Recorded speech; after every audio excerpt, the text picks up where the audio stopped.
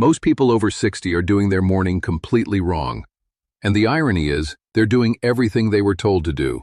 Early alarm, coffee, maybe a light stretch, and still, the fatigue doesn't lift, the weight doesn't move, the energy they remember having just isn't there anymore. What if the problem isn't discipline? What if it's timing, sequence, and a physiology that has fundamentally changed, and nobody told you? I'm Dr. Shigeaki Hinohara. I'm a geriatric metabolic specialist, and I've spent the last 23 years working with adults over 60, first in clinical practice in Osaka, and for the past decade at a longevity research center in the United States. I study what actually happens to human metabolism after 60, and more specifically, what the body needs in the morning to function the way it's designed to. The first patient I want you to meet is someone I'll call Kenji. He was 67 when he first came to see me. Retired engineer, disciplined man, the kind who made lists and kept them. He'd been gaining about 2 pounds a year for the last 5 years.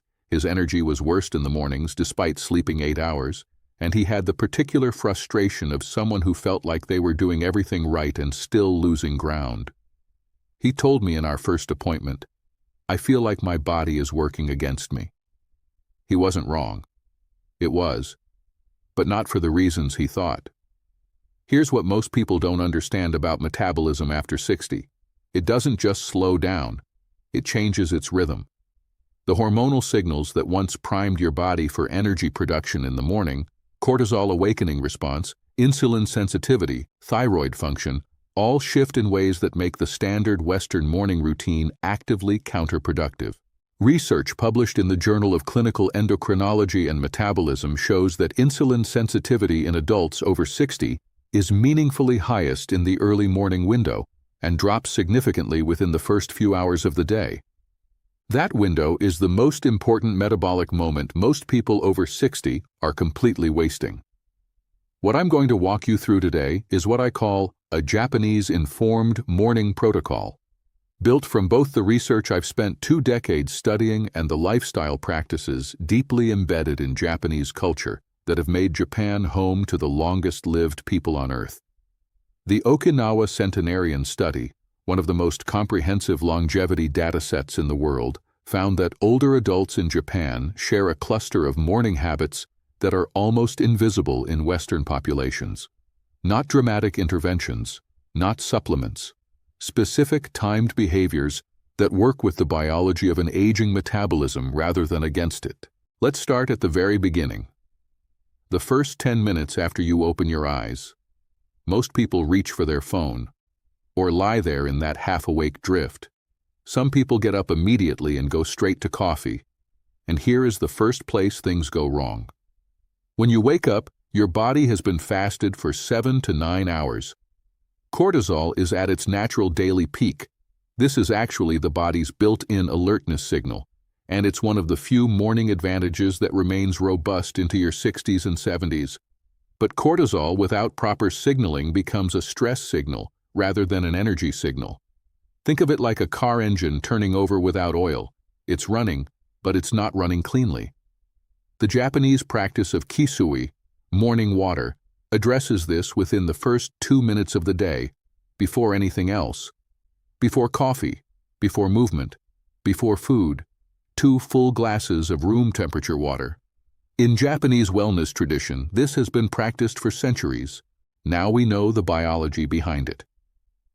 Research from Osaka University found that rehydrating immediately upon waking helps restore cellular volume lost during sleep, which directly supports mitochondrial function, the actual machinery of energy production.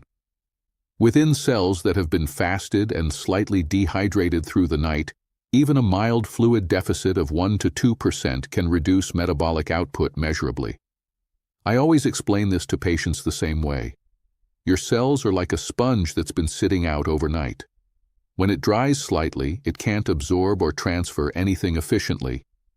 Add water first, before you add anything else, and you restore the medium through which everything else works.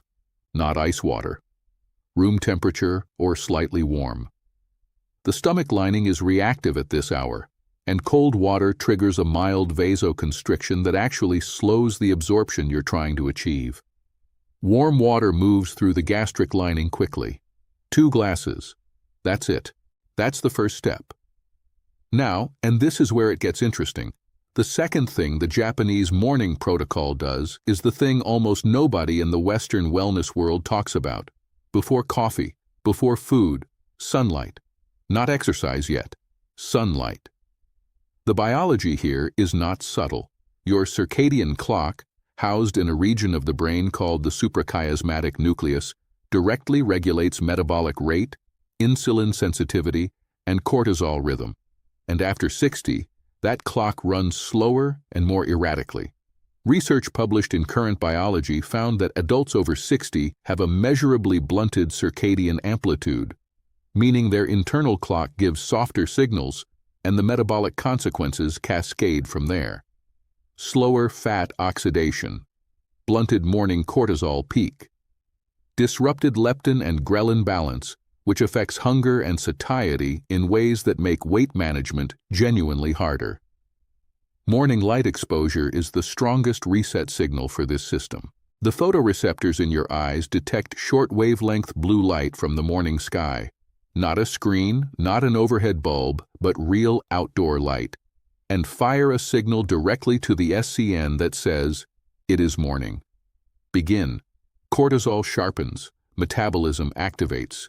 The body's chemistry begins to organize itself around productivity rather than rest. 10 minutes, that's all it takes. Walk outside or sit near an open window. Don't wear sunglasses during this window.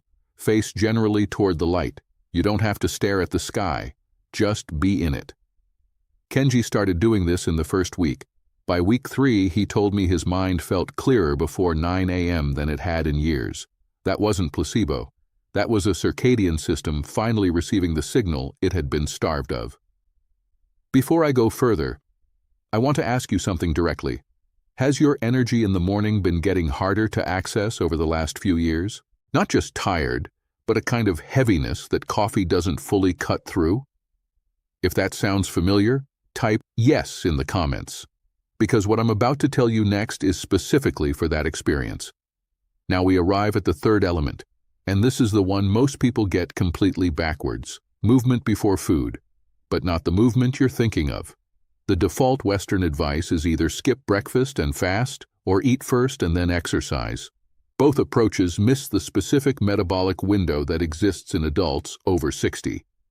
Here's what's happening in your body at this point in the morning. You are in a mild fasted state. Insulin is low, cortisol has peaked. This combination creates ideal conditions for what researchers call fat substrate utilization, your body preferring to burn stored fat for fuel rather than glucose. A 2022 study in the Journal of Applied Physiology confirmed that low-intensity movement in the fasted morning state significantly elevates fat oxidation in older adults compared to fed-state exercise. But, and this is critical, the intensity has to stay low. The moment you push into moderate or high effort, the body shifts its fuel preference back to glucose, which you don't have enough of in the fasted state, and you end up exhausted by 10 a.m. The Japanese practice that maps onto this is rajio taisō, literally radio exercise. A 15-minute sequence of gentle rhythmic movements, light calisthenics, joint rotation, slow reach and balance, performed at an intensity low enough to hold a conversation, but enough to activate the major muscle groups and elevate the heart rate to roughly 50 to 60% of maximum. Not a workout, a metabolic wake-up. I always describe it to patients this way. Think of it like turning on the lights slowly in a house that's been dark all night. You don't throw all the switches at once. You go room by room, let your eyes adjust. That's what gentle morning movement does to your metabolism. It brings the system online progressively. The alternative, intense early morning exercise, is like throwing all the switches at once after a power outage. You may trip a breaker. 15 minutes. Gentle. Fasted. That's the prescription. At this point, you're approximately 35 to 40 minutes into your morning. You've hydrated, you've received your light signal, you've moved. Now, finally, you eat. And this is where Japanese dietary philosophy diverges most sharply from what most Westerners 60 and older are doing. The Japanese concept of harahachi bu, eating to 80% fullness, is well documented in longevity research. But there's a less discussed component that is arguably more important for metabolic function after 60, protein sequencing. Here is what happens to your digestive physiology as you age. Gastric acid production declines. Digestive enzyme output slows. Gut motility changes. All of this means that protein, the single most metabolically critical macronutrient for people over 60, becomes progressively harder to absorb efficiently. Research from the American Journal of Clinical Nutrition shows that adults over 60 need not just more protein than younger adults, but strategically timed protein, particularly in the morning, to prevent the gradual muscle loss known as sarcopenia that accelerates after 60 and directly tracks with both metabolic slowdown and increased disease risk. The Japanese morning meal is built around this without anyone calling it a strategy. It's just how they eat. Miso soup, rich in fermented soy protein and gut-supporting probiotics. Soft tofu, a small portion of fish or egg, a modest helping of rice or barley, vegetables. The total caloric load is relatively modest, but the protein and micronutrient density is high, and the fermented components actively support the gut flora that aging digestive systems progressively lose. The practical application for you doesn't require you to eat miso soup every morning, though you could. The principle is this: your breakfast should lead with protein, not carbohydrates, not fruit juice, not toast. Protein first, 25 to 30 grams.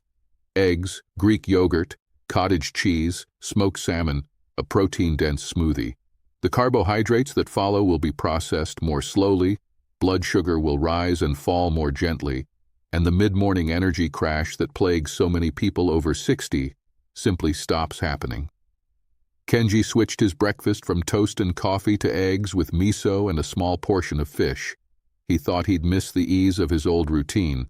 Instead, by the end of the second week, he noticed he wasn't hungry again until well past noon, and that the particular mid-morning fatigue that had been his daily companion for 3 years had simply disappeared. Not dramatically. It just wasn't there anymore. Let that land for a moment.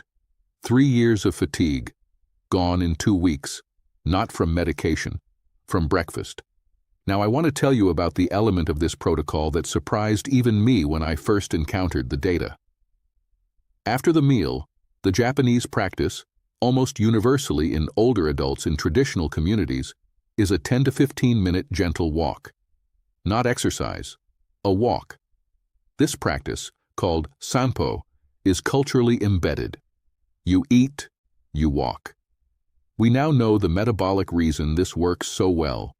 Postprandial blood sugar, the rise in blood glucose after eating, is one of the primary drivers of insulin resistance in adults over 60. Even a brief, low-intensity walk immediately following a meal reduces the blood sugar spike from that meal by up to 30%, according to research published in Sports Medicine. The muscles activate, they take up glucose directly from the bloodstream, and the pancreas is not forced to produce an outsized insulin response.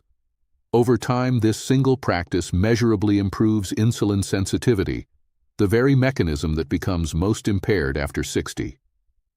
Think of it this way. After a meal, your blood is carrying fuel that needs to be delivered somewhere. Walking opens the delivery doors. Every muscle you engage becomes a receiving station. Without the walk, the fuel circulates, the insulin system has to manage it alone, and the excess gets routed toward storage. 10 minutes. After breakfast. Every morning. That's the sequence. Let me give it to you clearly. Water first, then light, then gentle movement, then a protein-led breakfast, then a 10-minute walk. The entire protocol takes roughly 60 to 70 minutes. But the cascade of metabolic and hormonal effects it sets in motion persists for hours. Now, here's where the stakes get serious, and I want you to pay close attention. What I haven't told you yet is what happens when the aging metabolism doesn't get these morning signals consistently. This is the part I wish I could tell every patient before they need to come see me. Sarcopenia, the loss of muscle mass, is not a gradual, even process. Research from the National Institute on Aging shows that adults who lose muscle mass after 60 do so in accelerating phases, not linear decline. One of the strongest predictors of accelerated muscle loss is poor morning protein intake combined with sedentary mornings. The muscle doesn't just stop growing. It starts being metabolized for fuel. The body, deprived of adequate morning signal and protein, begins quietly consuming itself. This is not abstract. Muscle loss in your 60s directly predicts your risk of falls, fractures, hospitalization, and loss of independence in your 70s and 80s. Not a distant risk, a compounding one. I have never said this more clearly to a patient. What you do in the first hour of your morning after 60 is not a wellness preference. It is a structural choice about who you will be in 10 years. Kenji came back to see me 6 months after we first met. He had lost 9 pounds without calorie counting, without intense exercise. His fasting glucose had dropped from the pre-diabetic range into normal. But the thing that mattered most to him, the thing he told me about before he sat down, was this. He'd started going on early morning walks with his wife. She'd noticed the change. She started doing the protocol too. That image, 2 people in their late 60s out in the early morning light, moving slowly, alive in a way they'd stopped expecting, is why I make these videos. Not because the science is interesting, because the years ahead are worth protecting. If this spoke to something you've been quietly feeling, the frustration of trying hard and not seeing results, the fatigue that coffee doesn't fix, I want to hear from you. Comment below. Tell me which part of this you're going to try first. I read every comment, and if someone you love is over 60 and fighting this same fight, please share this with them. Not because it will fix everything overnight, because they deserve to know that the way they're feeling is not inevitable, and that the morning holds more power than they've been told. One thing. Tonight, before you go to sleep, put a full glass of water on your nightstand. Tomorrow morning, before anything else, before your phone, before coffee, drink it. Then, go outside for 10 minutes. That's where it starts. The body you have at 70 is being built right now, in the morning, in the first quiet hour before the day takes over. Make it count.